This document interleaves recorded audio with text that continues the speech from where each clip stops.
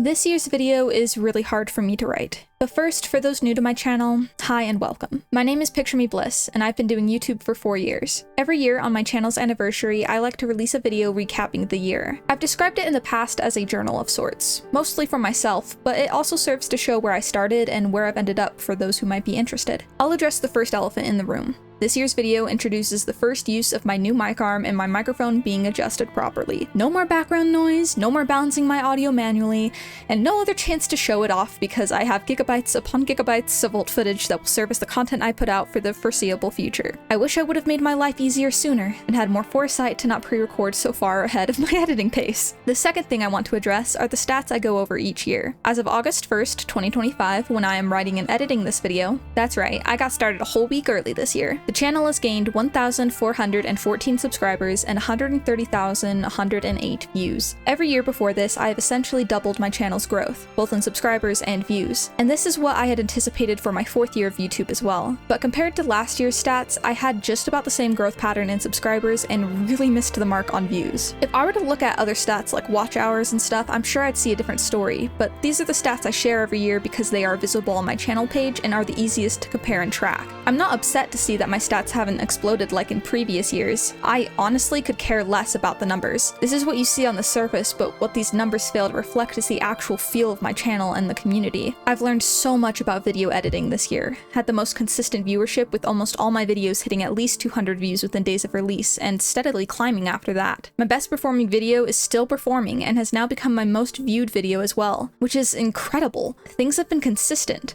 Slow but steady, and that isn't bad. The reason I find these numbers interesting, and the reason it makes this year's video hard to write, is because more than ever, my personal life affected what happened with the channel. Of course, my channel is intertwined with my life, it is a part of my life, but personal matters directly affected my release schedule, my stress load, my attitude towards content creation, and so much more so than past years that I've been struggling to figure out what I want to share and what I don't since June. On the one hand, sharing means being vulnerable. I can't take that back, but it would also make sense for the journal aspect of these videos. Maybe some people would learn from my experiences this last year, gain some insight. And as I said, it does relate to YouTube and the channel, but at the same time, I hesitate in being bold enough to think I'm out of the thick of it. It's hard to get the full scope of a story while you're living it, and these history videos are meant to be a reflection I can learn or look back on. I feel like this last year is still all too close behind me, which makes it hard to reflect on without being emotionally charged. I'm unsure what to talk about, how much to share, or how vague I want to be. Let me be clear, in a strange way, this has been an amazing year, one of the best years for my personal growth and well-being. It has also been the most hellish and emotional year of my life. It's been the weirdest flip-flop of events, physical and mental state, that I've ever experienced. And yet somehow, even if this wasn't always true moment to moment,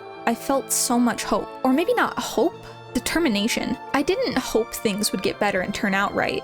I just knew it would happen, or if it didn't, I'd make it happen. And I was sure of that. Absolutely sure. It didn't matter how many things went downhill, or if they kept going downhill when I thought it would stop. It didn't matter if I was sitting at the bottom of a pit. Somehow I knew I would climb back up. And I knew that because I've already done it before. That is the strange peace the events of my past have given me. So even though some moments were excruciating, and still are sometimes, even though I can isolate events and say that was some BS, I guess my overall attitude has been more positive. I have learned so much, and it's been such a comfort to see that I've grown enough to get through the bull and be just fine. I know I'll make it. And yes, I did just swear. This year has put me through it, man, and I've come to realize a swear word or two isn't as big of a deal as I used to think it was. I still like cleaner language though, and will continue to keep my channel that way. This is not permission to start going crazy with cussing in the comments. I'm comfortable with the rules and atmosphere I have set up now, and I appreciate that you guys have and continue to respect that. But yeah, I think that's where I'll keep the broader explanation. This year was necessary. The good and the bad, I choose to take from them both. And just know that as of right now, I am doing well. I feel optimistic about life and am excited for the things I have headed my way. And this channel is absolutely a part of that. Speaking of, let me explain a bit more about why the events of the last year affected my channel so much. This time last year, I was really pushing myself to finish up projects and get my year 3 video out, and I burned out hard. I went into a fall semester of college unrested, anxious, and barely on my feet. It took me much longer to get things done. I basically abandoned editing for a bit as I focused on school, and eventually even streaming was stressing me out too much. I said in my year 3 history video that I had enjoyed streaming, and I had for a while. I think it was good for me for a time, but by fall of last year, I was really dreading it. I missed editing and missed being able to make content on my own time.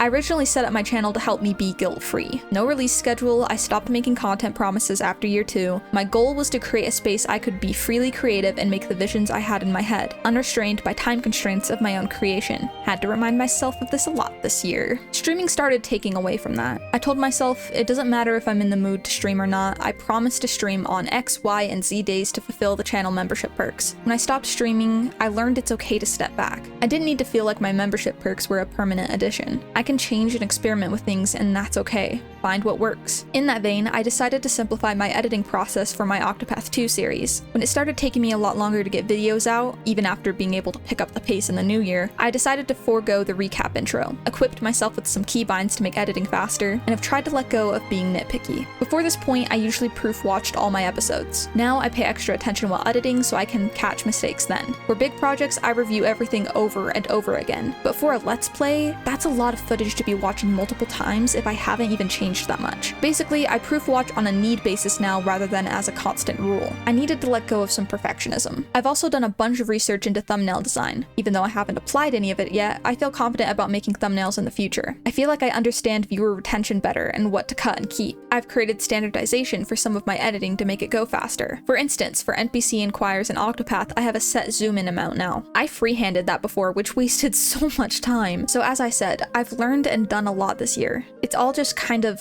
invisible. The full story is only available to me, and will remain that way unless I decide it is time to share more. It depends on where life takes me and whether I want my story to be known, for whatever reason that might be. So here it is, a more unconventional year history video. My plan for now? Love life. The smell of rain in the air, or the satisfaction of typing at 65 words per minute as I write this. It felt faster, I'll be honest. Enjoy the good things I have coming, the changes and things I'll learn, and continue working towards my goals at a balanced pace. This includes work on the Octopath II series. Octopath 0 was just announced, and I am so hyped for it. But I can't begin to tell you where that'll fit on my YouTube timeline. For now, I need to take one thing at a time, and I want that to be the Octopath II series. I set out to get it done. It's been a way bigger project than I anticipated, just like all my other projects, but I'd like to see it through. I've taken this long on it, about 2 years now? Gosh, I'm in it for the long run, and might as well continue to make it the best Let's Play I can. I'll end off this year's video with a montage of my favorite moments from the past year like I always do. No music this time, it's way too weird trying to get clips that already have music to work with it. Just cut and dry, here are the favorite moments I can remember. Say goodbye to the new mic setup for now, it'll still be here even if it isn't used. And let me know if it sounded alright. I did a ton of testing yesterday to get it sounding good, but it's still weird to get used to. Enjoy the last year in clip form, and I'll see you next year for the big year 5.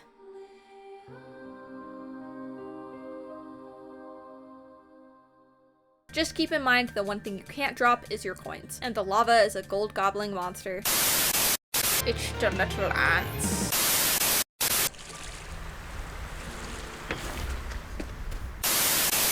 Really the fire. Burn. Oh, I'm so sorry. Don't call me Shirley. Time. You're so stupid. Oh, I'm gonna go use the bathroom. I'll be right back.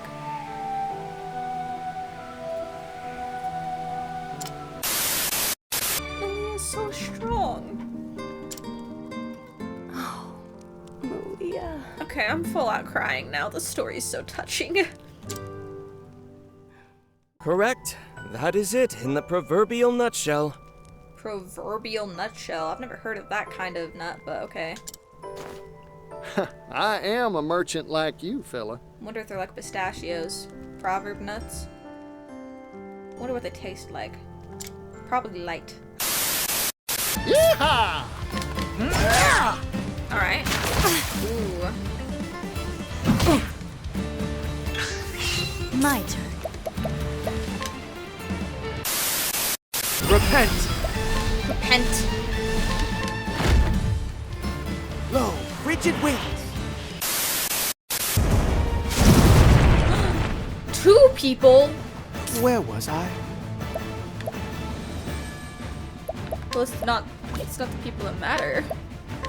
Like, they matter, but like, you know. Holy light, illuminate the darkness!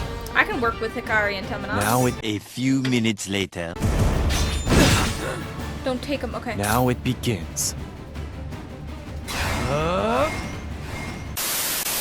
And then she was like, huh, I can stay in Candlebrine. I know it's safe to stay here, because no way Cassie's ever gonna come back. Perhaps he just needs It iron. is to my great shame that I am now indebted to you, little lamb. I was hoping you'd call him Little Lamb again. You still insist on insulting me. Nevertheless, a debt is a debt. I shall remember this. He's enjoying this way too much. Then it's come to this. We must use brute force. The truth lies in the flame. Oh, yeah. Oh, this is so cool, and I love the music. Search for clues. His story, I love his story. This is so sick. I just realized, does this game not have automatic save points? Path to the bed of the Titan, danger level 29. Watch this. Nina's got good ideas. What? That's not gentle.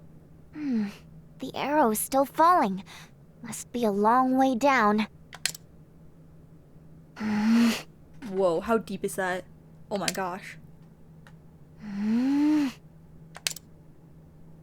Bullseye! Oh, she heard it? Sounds like just one could win a tug-of-war contest with a whole gaggle of oiled-up muscle men. So as strong as 5 Benkais, perhaps. Nah, 10 Benkais, easy. Astounding. Then they are truly formidable machines.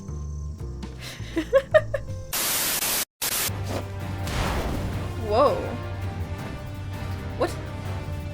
There's a dog? Whoa, howdy there, little doggy. Doggy. I can't say it right. I love the way you said it. Uh-oh. This is Garnet, the boss's favorite hound. He looks rather small.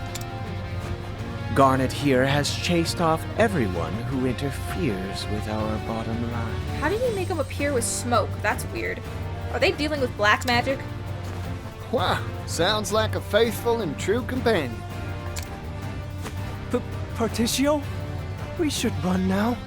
It's a dog. Particio's got this. Nope, I ain't moving. Here's a bit of advice, Floyd. Sometimes, you gotta fight to make your dreams come true. Oh. Oh, that's so good. Come on now, doggy. Doggy. I don't want to fight no doggy dog. Some doggy dog. We That's need a- time. That is a big pit bull or something. Look at its chest. It's scarred. Holy crap. That thing did not look this big. It looked like a tiny little innocent dog.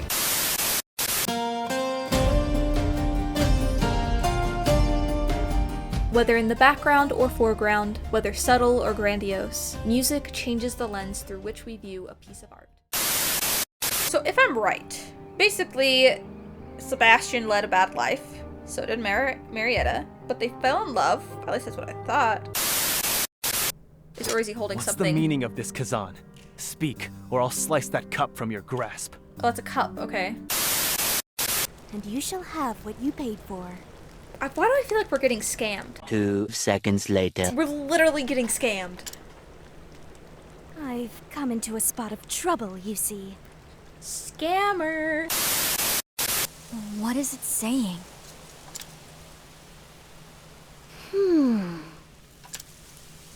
It's too late for me. Eat me while I'm still tasty. Wow. That's your way of flirting? I mean, obviously you're trying to get more from him. You're trying to take his weapon, but...